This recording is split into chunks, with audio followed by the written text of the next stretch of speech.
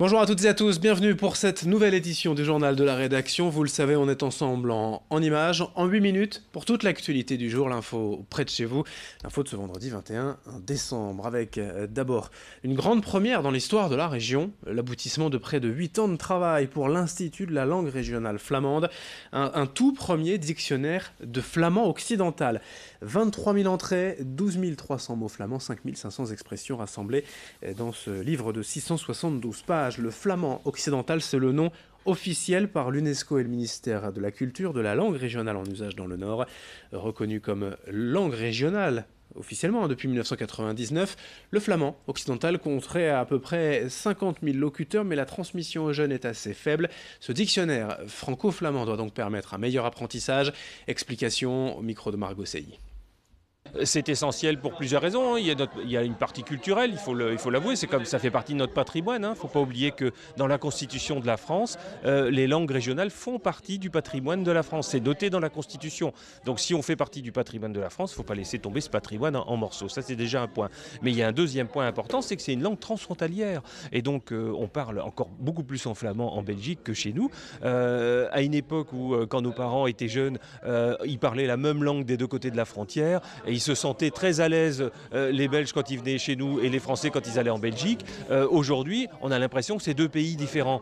Alors que certes, ce sont deux entités de pays différentes, mais avec une culture qui est la même sur une partie des territoires. Donc c'est aussi essentiel à ce niveau-là. Et c'est aussi une langue pour l'emploi de l'autre côté de la frontière, parce que cette langue est parlée par 1 500 000 locuteurs en Flandre belge. Et quand on va travailler là-bas, eh bien, dans les entreprises, on parle aussi en flamand.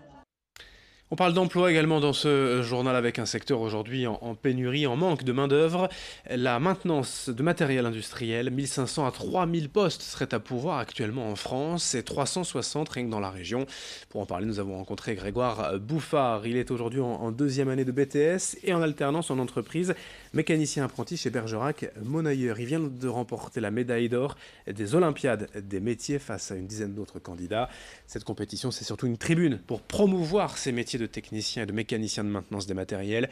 Le secteur pèse plus de 11 milliards d'euros, mais je vous le disais, peine à recruter 350 postes aujourd'hui à pourvoir dans les Hauts-de-France. Explication au micro de Margot Sailly. Alors les Olympiades, on y travaille depuis quelques années puisque c'était avant en mécanique agricole uniquement et qu'on a œuvré pour que ça puisse devenir maintenance des matériels au sens large du terme, c'est-à-dire que les jeunes qui candidatent sur ce métier-là peuvent être indifféremment soit le spécialiste en mécanique agricole, soit spécialiste comme Grégoire en maintenance de matériel de construction et de manutention. Ça a changé en 2012, donc on en est déjà à la 4e finale nationale sur ce schéma-là. Et en parallèle, on a également fait les démarches pour pouvoir porter ce métier à l'international. Et donc, on est en compétition internationale depuis maintenant. Ça va être la troisième compétition. On était en démonstration à Sao Paulo en 2015 et à Abu Dhabi pour la première fois en compétition officielle. Donc maintenant, à Abu Dhabi, il y avait 16 pays, donc ça commence à devenir... les places sont chères. On passe à toute autre chose et à quelques jours de Noël. Si vous souhaitez aussi, pourquoi pas, faire plaisir à votre animal de compagnie, à votre chien. Depuis un an, Audrey Dulieu, éducatrice canine et éleveuse, confectionne elle-même des biscuits pour chiens 100% bio naturels, sans additifs ni conservateurs. Son idée, c'est de contrer les friandises industrielles qui regorgent, selon elle, de produits néfastes pour les animaux à quatre pattes. Il y a bien sûr les graisses, notamment aussi le sucre. Audrey Dulieu a donc élaboré 2 recettes salées, l'une pomme cannelle, l'autre poulet et romarin. Pour Noël, elle a aussi imaginé des emballages de fête.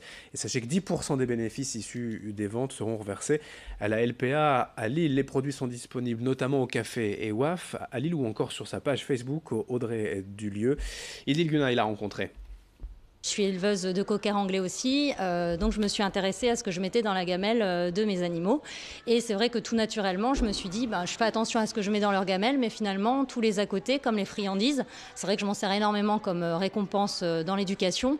Je me suis dit, mais est-ce que finalement c'est bon pour mes chiens et pour tous les chiens que j'ai en éducation? Et je me suis rendu compte en regardant la liste des ingrédients que ce n'était pas forcément le cas. On a énormément de sucre, alors que le sucre n'est pas indispensable au bon fonctionnement de l'organisme canin. On a parfois des friandises qui ne sont pas du tout protéinées, alors que les protéines, ça doit être normalement l'apport principal du chien. Et beaucoup aussi de blé, de céréales, finalement pas du tout ce que le chien doit avoir en priorité dans les nutriments. Et puis dans cette édition également, souvenez-vous, il y a quelques semaines, nous vous avions présenté Martin, un jeune Lillois sans domicile fixe qui avait tout perdu, qui faisait la manche dans la rue. Après une campagne de solidarité sur Internet, Martin a retrouvé un appartement, il a épongé ses dettes et il suit désormais une formation. Pour trouver un travail, Vincent Vieillard est allé le rencontrer. Bonjour. Bah voilà, c'est ici que j'habite. C'est chez lui, dans le bassin minier, que nous retrouvons Martin. Il a pu récupérer les clés de son appartement grâce à une cagnotte en ligne qui lui a permis de régler ses dettes avec son propriétaire après 2 mois passés à dormir dans la rue. Je l'ai contacté, je lui ai dit que j'avais l'argent pour la dette que j'avais à payer.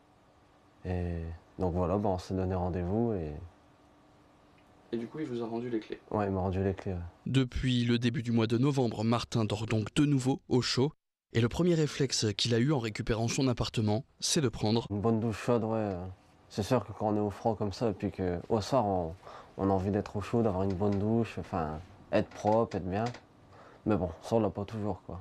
Bah, je vais te faire quelques courses.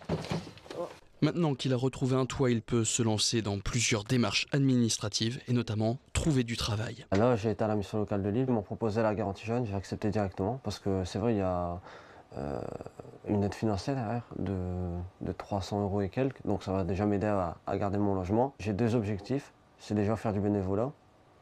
Je commence déjà dimanche là pour le secours populaire. Mes 2 autres souhaits, c'est de faire Uber Eats, les livraisons à vélo, et reprendre la maintenance informatique, comme je faisais avant. Chaque soir, Martin héberge aussi sa sœur et son copain et pour les sortir, eux aussi, de la rue, il a créé une cagnotte sur Internet. Elle a des objectifs en fait, ça serait de récupérer ses enfants et aussi de pouvoir avoir un toit parce que bah voilà, vivre ici avec son copain, l'intimité elle est pas très bonne quoi.